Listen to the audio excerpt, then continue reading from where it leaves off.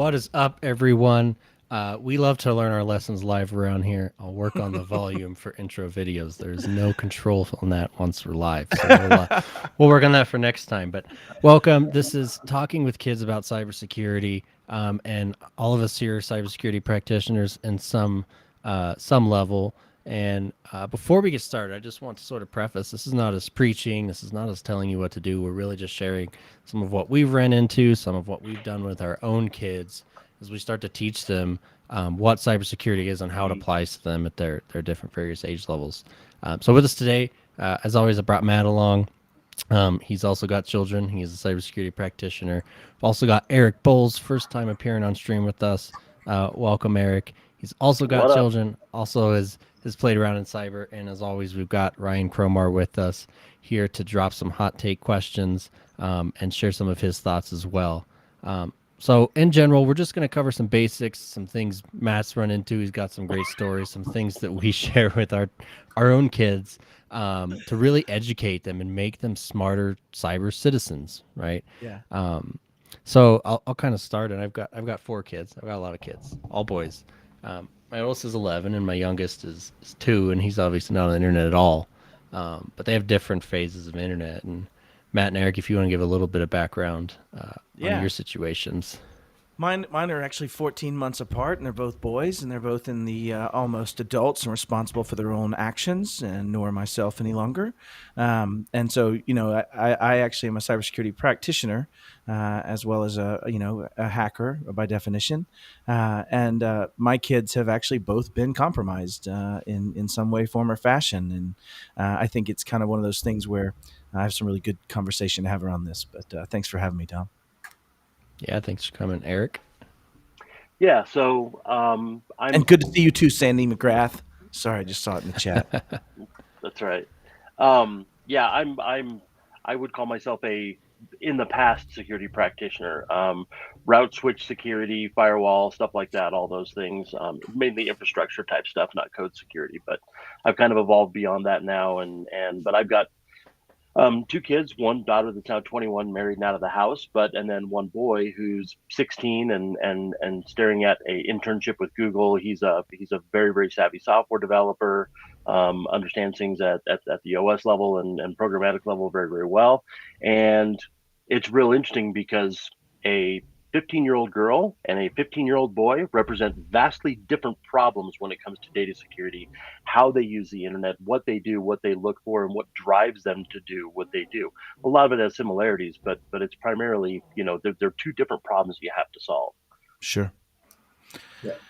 Since we're an atypical, since we're an atypical group and we're all fairly technical, we're all practitioners, I think it'd be remiss not to have Mr. Cromar here to round out our group who's not technical and who actually I think presents a little bit of the core problem of trying to talk about kids with cybersecurity. It's not a parental thing like eating or how to wipe your butt, right? These aren't simple things that translate well, right? And so I think there's some challenges where, trying to talk to people about cybersecurity indicates you might know about it. I think that's actually a little bit remiss today. So, Cromar, not to put you down, I didn't mean to be diminutive. No, hey, we all know I'm the lowest on the technical totem here, but been a part of this group for a while now, and something that comes to mind when we talk about this cybersecurity stuff is I think of myself as one of these kids, right? I may not have kids of my own, but I play a lot in the same playgrounds of Steam and Epic Games and BattleNet and Roblox and Minecraft. All these things are Wait, are you one of those like secretly famous Roblox YouTubers? Is that what you're trying to tell us here? Yeah, I mean, I'm not making money doing these streams with you guys here. Oh, come on now. But really, I kind of think I represent this almost like the user here, right? Like I'm in a lot of the same ecosystems that these people are playing in. You see a lot of people at PAX 8, right? I have a lot of folks at PAX 8 that I game with as well that are in these same ecosystems. So, man, it looks like Matt's got a friend on LinkedIn here. That's I do. Yeah. We won't be posting those comments, but we do have a few of them here for sure. I digress. And then we got Jonathan with his burn, probably referencing my earlier statement on Cromar. But we talk about Steam, we talk about this, and let's just take it back to the core of this of what we're trying to talk about today is like, how do we have conversations with our kids about cybersecurity, right? About risk, and I think having the banner you have on Halo and the gaming aspect, hits very home to me. Right now, I'll tell a really quick story. My son, who is the younger of the two, has been compromised twice in as many months, right? And what happened was his Steam account had two-factor authentication because he follows a cybersecurity father who forces him to do those things, right? Which I think that's kind of what we should talk to our kids about. Right. But and they went through the entire elaborate process of reaching out to him, telling him that their support chat, they're here to work on a recent ban that he's had, right? Because nobody's ever gotten banned for saying anything ugly online as a kid, I'm sure. And he thought that's exactly what it was, and they were able to just socially engineer him into turning off two-factor. And they got him all the way to the point where he came to me and goes, "Dad, I need a credit card number." "Why do you need a credit card number?" "Well, because they need to make a purchase to prove that I'm me on here." And all they were really doing was following all the steps that Steam has to permanently lock out that account. Once they had a purchase, and they didn't want to pay for it, they wanted him to have to pay for it. But once they had a purchase, they could use that proof of purchase to always take back over the account, which is what we ultimately did, right? We had a proof of purchase from something in the past. We used that to take back the account from the threat actors. But how many kids go through the rest of that kill chain, right, and lose the account and everything you've paid for and all the games and all the accessories and all the stuff they've earned? Everything's just gone, and they can no longer access it on their machine. You have to buy it again or fight through whatever process might exist for Epic Games or Steam or whoever that may be. But the point I want to make is that I talked to my son after that. We debriefed. We talked about what he could have done different, where those opportunities for success would have come for him, what to recognize in the future.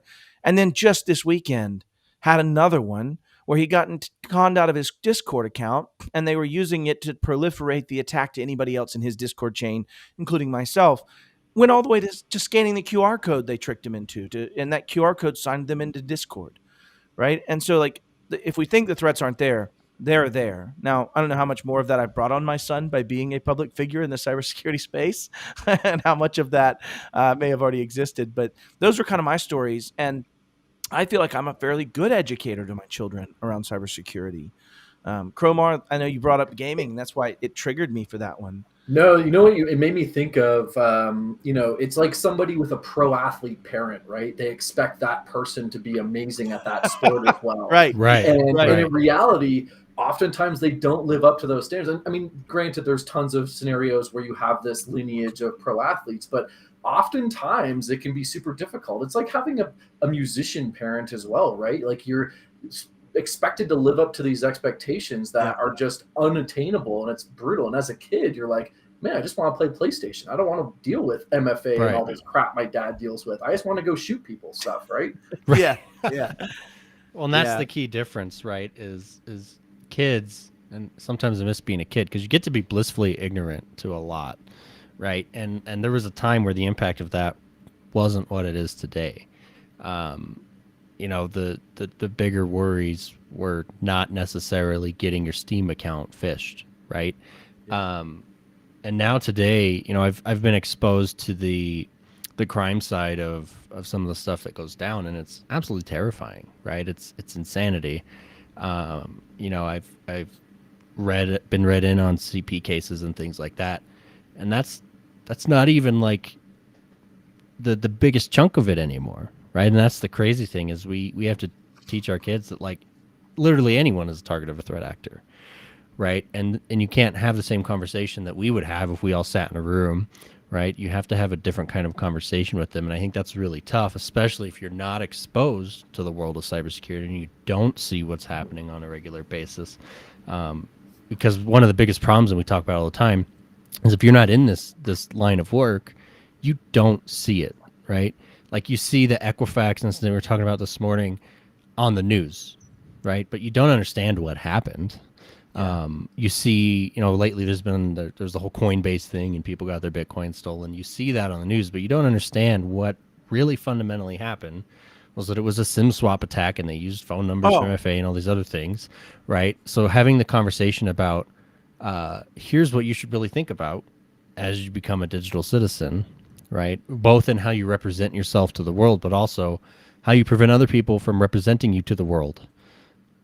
This is huge. Okay, so That's a great question from a boy Lamont at Trend Micro. I'm so excited. Yeah.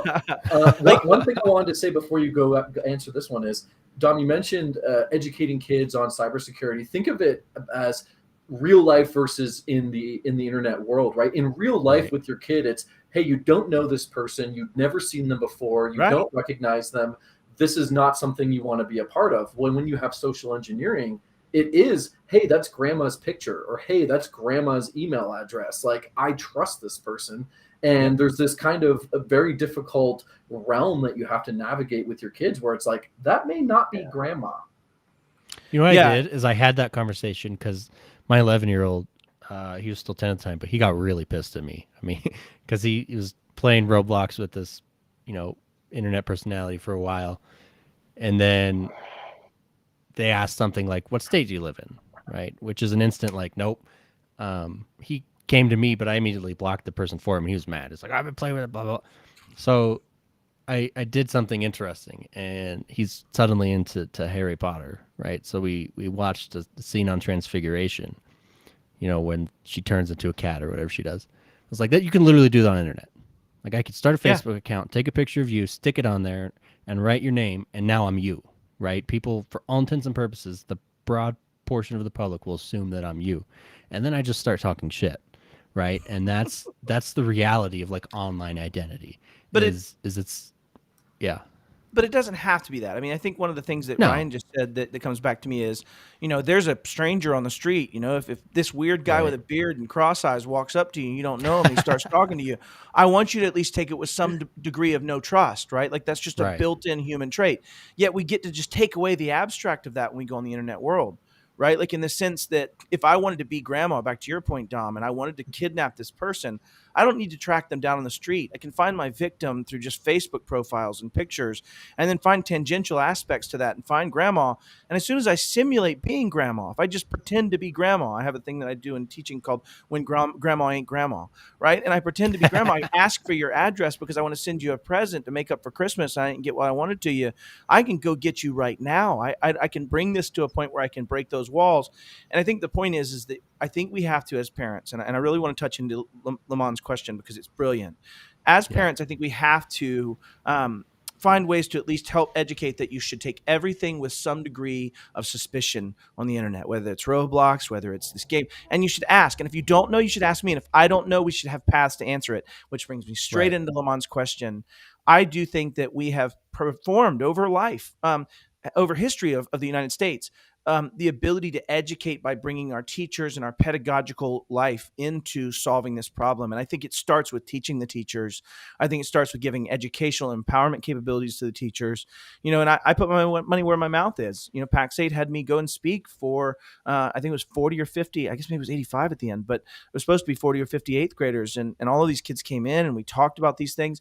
The schools probably should hold some responsibility here, because I don't think trying to direct hundreds of thousands of different parent types and their world and what they understand about technology or don't in this nascent world of being able to do it. But I do expect us to be able to work through our pedagogical systems as teachers and educate these things at the school level and provide resources just like a counselor would be. And like you went to speak, right? Like, you're a known figure with experience, and it doesn't need to be a social personality, but like, damn, reach out to the community, right? Find a local cybersecurity firm or something. Yeah, MSPs say, hey, are really want you to come in and talk to our kids.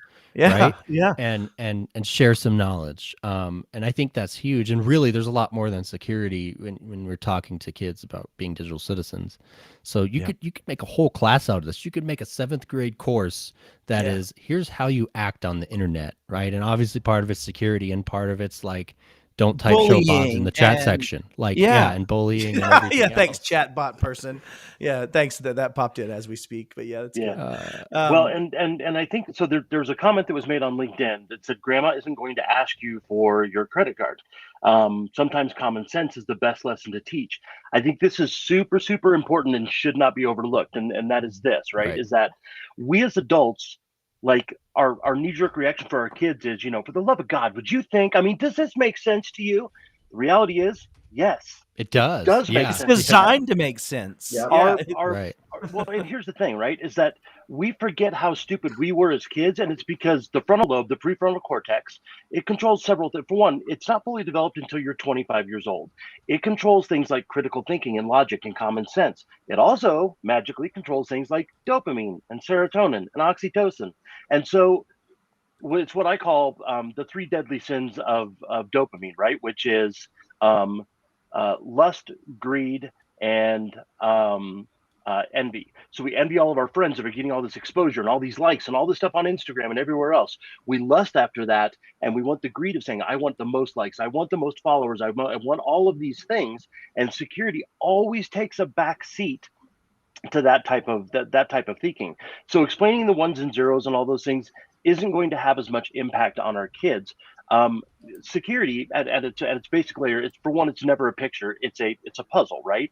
And every little piece of the puzzle starts to paint the picture that you need. Dom, as you said, hey, what state do you live in? Oh, that's pretty innocuous. Of course, I'll tell them that I live in Colorado. No, you won't, because that's one piece to the puzzle. And security is not about ones and zeros. Psychology and marketing, I get this question a lot. It's like, how'd you come from a security background and now you do all this digital marketing stuff?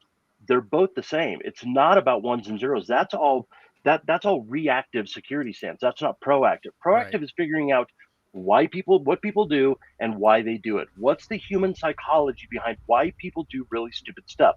And that is the foundation for social engineering, right? We all want to believe that the world is the best place and all that, and we don't want our kids to stop believing that. I mean, I don't want my kid to be, a pessimistic jerk, but at the same time, I don't want him to go out hugging everybody and going, everything in the world's great. And for the large part, he doesn't, but he has at some points in his life.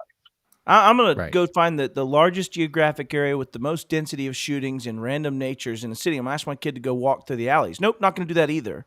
Right. I think there is some aspect of, a bit of mistrust that has to exist. And I think it's because we have these certain problems. For anybody that's not cybersecurity, I think some of the challenges are, someone said it earlier, grandma may look and sound like grandma, won't be grandma. Dom said it very well earlier about, I can easily quickly become my transmogrification on the internets and the inner tubes and become something. There is nothing around identity-centric models for internet. It was meant to be this very open protocol tied to just IP addresses. There is no registration, but some countries have a requirement to have an email address. You must have a registered driver's license on file. We must have your socials. So there are people trying to solve this. But the point I'm trying to bring is that there is always stranger danger, as Sarah says, or Melanie says. There's always stranger danger here right now because you can be anybody. You can fake things. You can spoof it. You can pretend. There's no barrier to entry to that. There's no license. There's no core identity tied to it. And so when you think that way, it makes social engineering and manipulation very easy.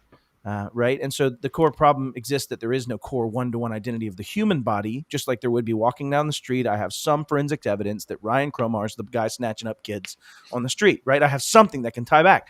Those forensic evidences are harder to read, harder to find, and then even worse, harder to prove in front of jurors. Because if you think you don't understand it, imagine being called in to be a juror in a case where this evidence now becomes something paramount to proving. Like, this gets really rough in where we sit in the United States. You have to have some fair degree of mistrust. Right? Like, I can if I'm in a prosecution or if I'm a defense attorney, I can manipulate it through jury selection and be like, oh, you're CISSP, we don't like that guy. Yeah, we don't want Matt on there at all. Let's not have you be part of this in any way. Well, you got 3 to 5 eliminations and you can get the people out of there that you want, and I think there's this mindset of, but why would they hack me? I don't know. Why do people put together puzzles? I think it's the dumbest waste of time on the face of the earth.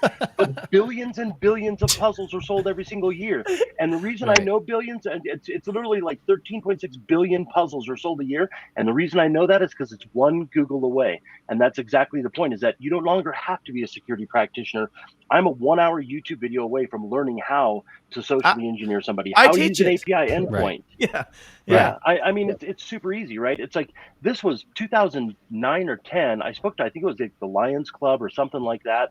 And we were talking about this exact topic. And I went out and I did a search, did an advanced search on Twitter, found a girl that had said on Twitter, my parents don't get home until 5 o'clock.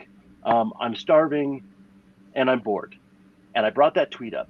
And I grabbed the API and I went, and this is before they obfuscated Lat Lawn, found her Lat Lawn, found out roughly where she was at, went to the county assessor site, did this all live in front of everybody, went to the county's assessor site, looked up all the houses on that street and looked for that last name because she's using her real name on Twitter, looked up her last name, found out exactly what her address was, and then looked up both of her parents. And within about 10 minutes, I said, I know that I have a 14-year-old girl that is now home alone. Her parents are both at work. I know where they work and how far from home they are. And when they get I know back. her address, so I know how and long what I her have. house looks like, and I know what time they get back.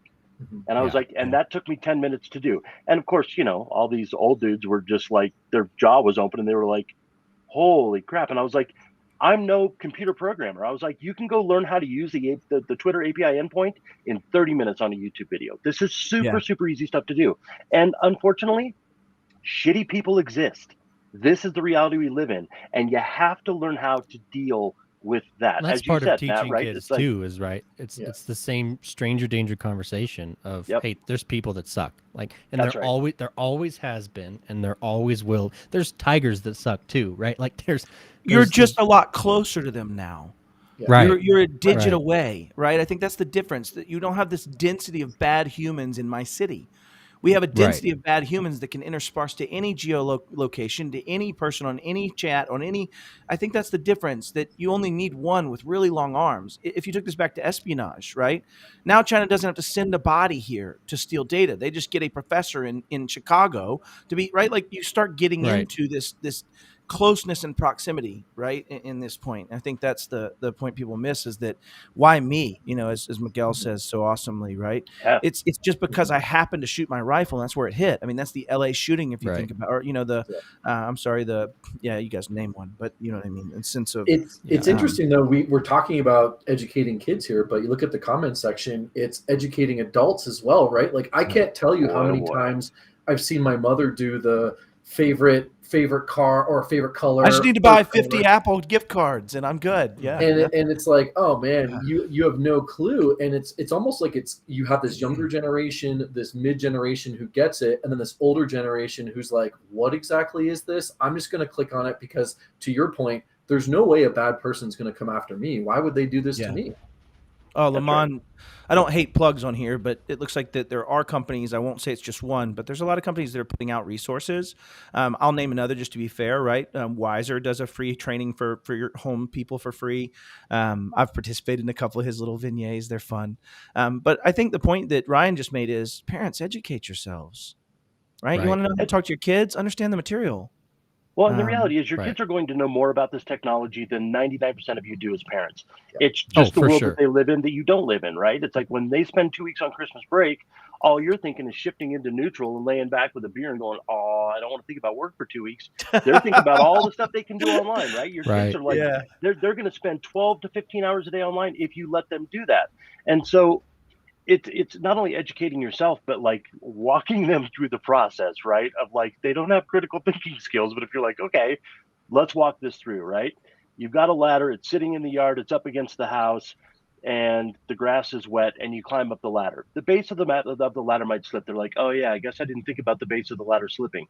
Did you think about the 9 things that happen after the base of the ladder slips? What's below you? What are you going to land on? How's the missing teeth? What happens when you land on your back? Where do you hit your head at? Like a million different things that happen. Like, how long are you going to be in the ICU? Like, all these things. Like, how does that impact my family? Like, those critical thinking skills are things that we just don't develop till we're like older, right? And then we're like, oh yeah, I see all the bad things around me. As a kid, you're just like, I'm climbing that ladder because that looks dope. Yeah. The vacation thing is great too. Sure. I love That's another great attack vector, right? Of saying, hey, I'm going to so-and-so 1,200 miles away. And some of these things can be simply having really good privacy postures on things, right? Every day now you're starting to see your Apple phone ask you about this app. Do you want it to track you? The answer should probably be no.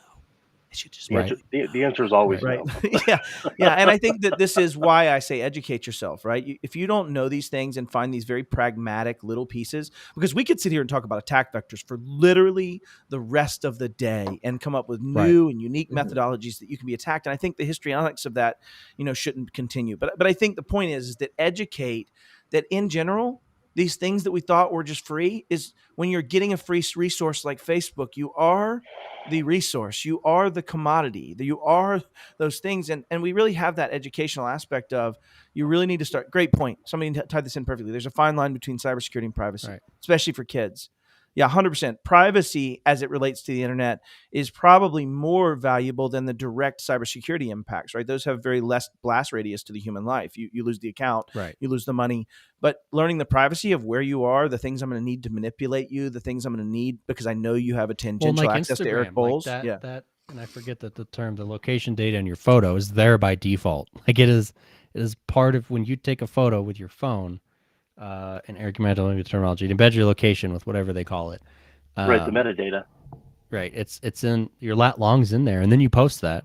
Right. And if that application doesn't strip it out, and I think to this day Instagram doesn't, like you took that picture on a beach within this 10-meter circle, like which is any house, most houses, right? Like the EXIF information on photos, right? Yeah, like that. Thank you. That's it. As Matthew put in the comments, right? It's like you go on vacation and you're like, here we all are, in Amsterdam, whatever, blah blah blah, and everybody's like, bro, they're a 14-hour plane ride away. And it's 3 weeks after your new post that says, hey, and here's my new house on 1002 74th Street, right? Like you now have just posted this, like, here's the place and here's where I'm out of, right? Like, so we don't post those things. My wife and I didn't post those things. My kids cannot post those things, and that's because I have this very stringent aspect of privacy first, and then the other things need to be in the layers of cybersecurity. So I'm so glad. This was such a brilliant point out that someone made. I don't have the name on this one, but take all the photos you want and post them privately, not publicly,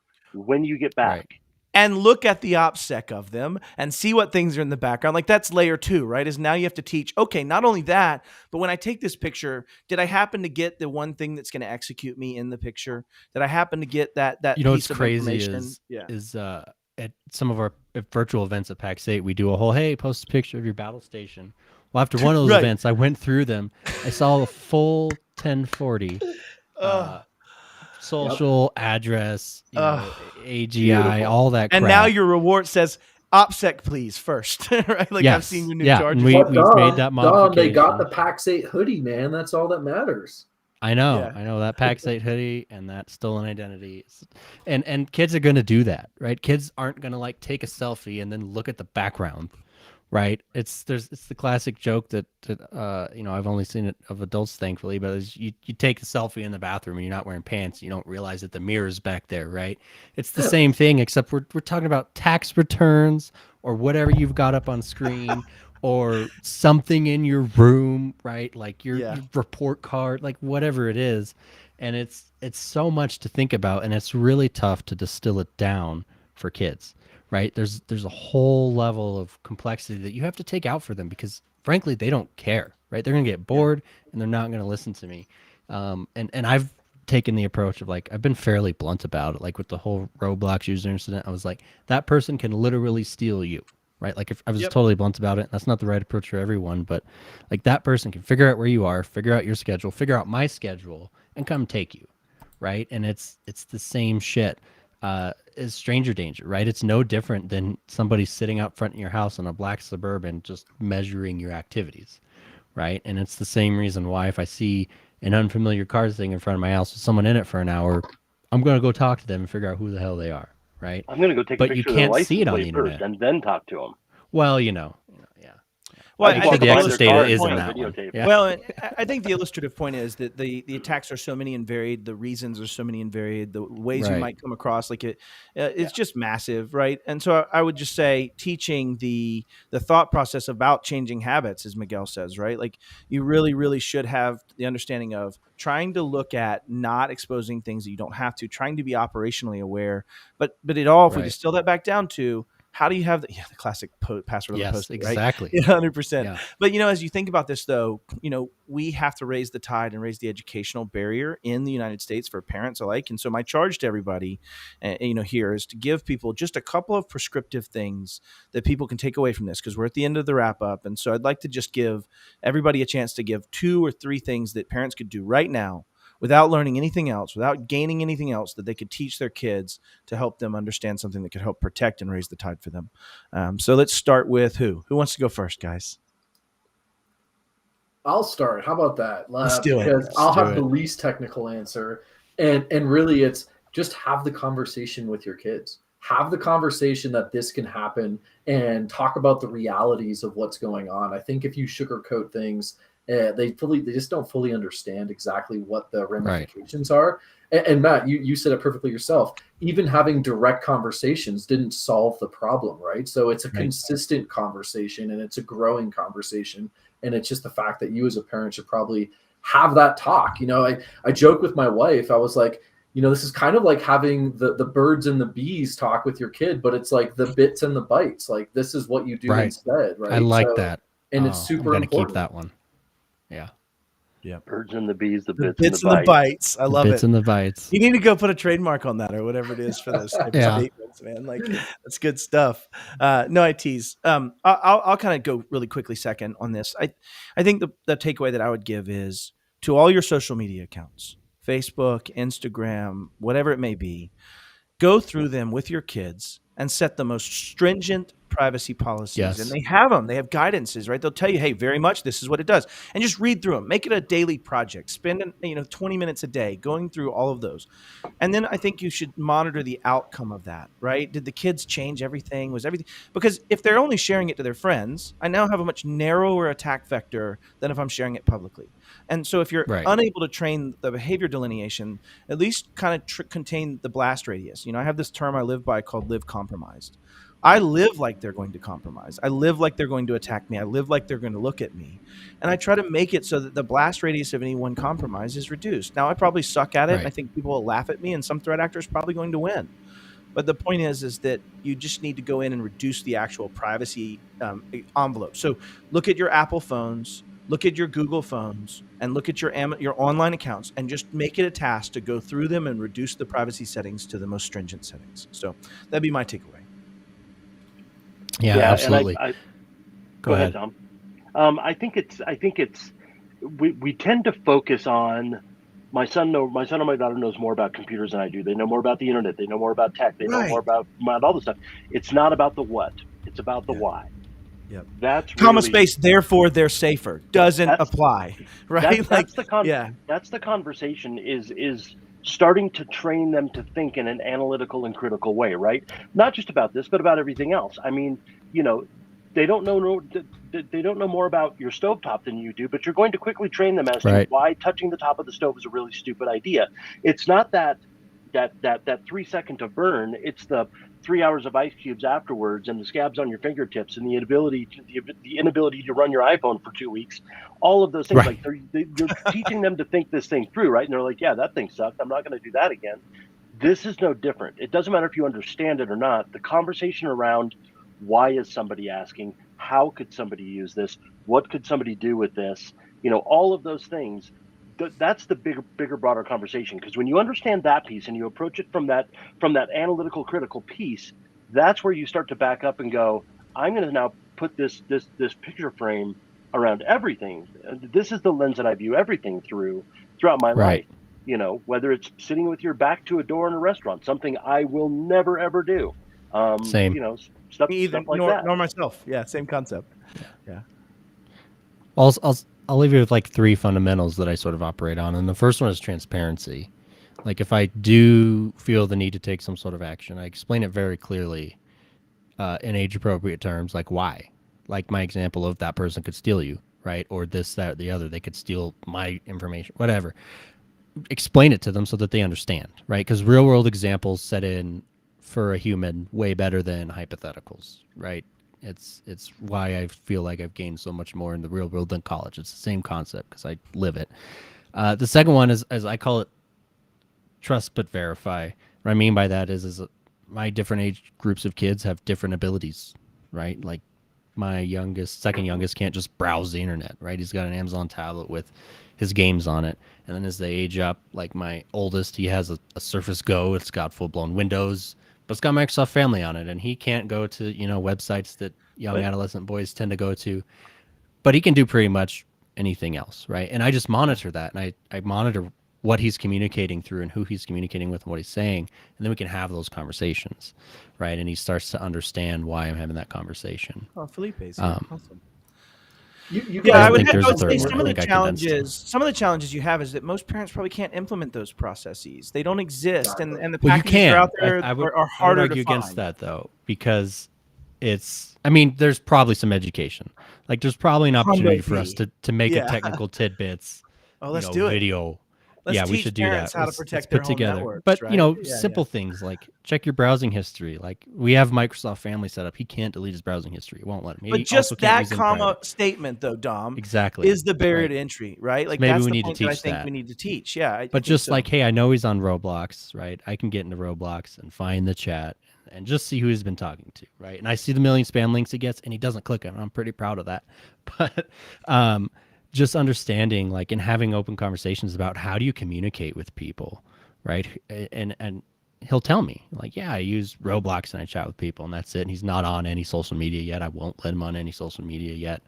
And it's having that age appropriate control, but also trust. Like he's more confident of a digital citizen, I feel like, because I do trust him to make smart decisions because he's earned it, right? And he could very easily This just unearn popped it. in the chat. And I will take all the Robux. Just send me the link. I'll drop. Yeah, my just send me social the there link. right I'm in. now.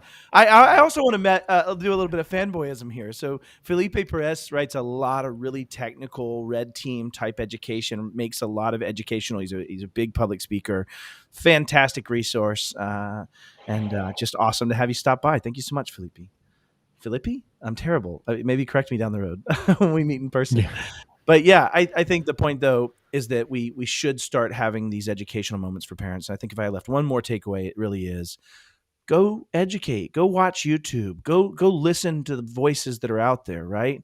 And I think that if you start doing that, you'll start having a lot more ability to connect with your kids around technology, and also have those conversations that are crucial. And Dom's talking about a world where, like what I live with, my kids have internet time zones, they go to sleep, they have certain access, they have certain things.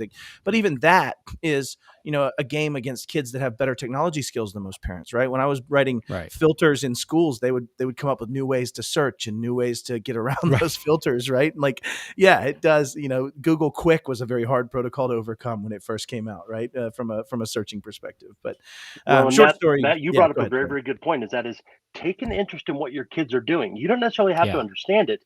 Take an interest in what they're doing, and the benefit there is that they will be more open with you, because right now what they look at you as is they're like, look, I can explain it to you, but I can't understand it for you, and you're not smart enough to understand what I'm doing right now. So as you take a genuine interest, not a fake interest, but a real interest in what they're doing, they'll be more open with you, because they'll feel like they have an interest in this. Hey, Dad, did you hear about this that's going on with NFTs and with Solana and this and that? And they start to include you in those conversations, and you're like, ding, ding, ding, ding, ding, ding, ding. You like bells start to go off, because they're being more transparent and verbose with you, and that's where you start to abate them. Well, you can figure it out later. Like if you're having a conversation with your kid and something just doesn't make sense to you, when they go to bed, Google it. Like like what is Snapchat? Like if I ever catch my kids on Snapchat, I swear. But anyways, like if it's something you're unfamiliar with that rubs you the wrong way, research it, right, and figure out, because it could be nothing. But it could be something, and then decide what action you take, right? But I consider myself pretty tech savvy, and I've definitely run into things. I'm like, what in the hell is that, right? Like, me too. I just started understanding NFTs probably a week or two ago, right? Like I took some time during vacation to really read into them. So like I didn't really understand them until now. And if you don't understand it, that's fine. And reach out to resources. And learn to understand that, because so my son and I both have been pretty about waist deep in the NFT and crypto space for well over a year now. I hold a handful of NFTs and a bunch of different crypto and all those kinds of things. And this is what kids are looking at. This is the next sneaker that people are trading back and forth, is these NFTs.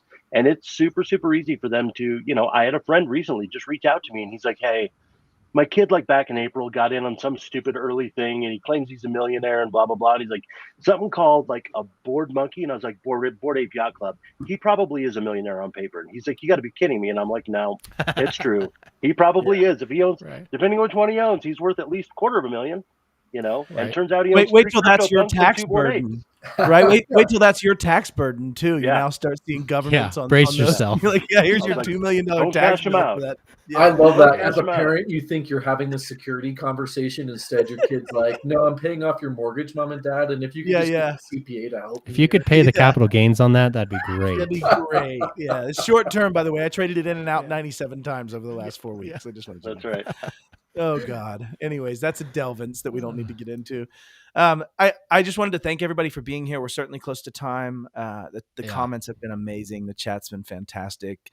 Some awesome people. Jason Phelps here. Sarah Pletcher, a good friend of mine. A lot of awesome people stopping in. So thank you so much. Dominicus Wells also for popping in. So I'm good. That's my I boy. just want That's to tell the you other guys. PAX 8 Dom right there. Yeah, Dom, you want us wrap us I think up, I'm buddy? the other Dom though, because I was the second one. Credit where You're credit's Dom due. too. Yeah, I'm Dom Dom too. Seriously, thanks everyone for coming, and I think we came up with a good idea here of just maybe putting together some content on simple technical tips if you want to go look at history or whatever. So if there's something that you guys really want to learn, let us know. We'll see if we can make some content around it. If there's something that you don't understand, let us know. We want to help. We want to raise tides in business cyber, but we want to raise tides for everyone. So if there's something you want to learn, drop it in comments, reach out to us in DMs. Whatever. There's no need to be embarrassed. But we'll make content as we can to start teaching everyone the technical side of being able to understand some of this stuff. So thanks for coming. Eric, thanks so much for joining us on your first stream with us. Thanks for having me, gentlemen. Cromar, thanks as always. But from the chicken wing connoisseur to the Halo connoisseur, just connoisseur of all the things. He loves poutine as well, from what I understood. I was going to say I'm a connoisseur of many things. Halo is definitely one of them. Hit me up on Steam, Coop de Gracie. Let's play some Halo together. That's awesome. I'm going to cut you in the back of the head with a sword. I'm going to use the needler personally. Perfect. Love it. Thanks, guys. Thanks, everyone. We'll see you on the next one. See you guys. Thank you. Appreciate it.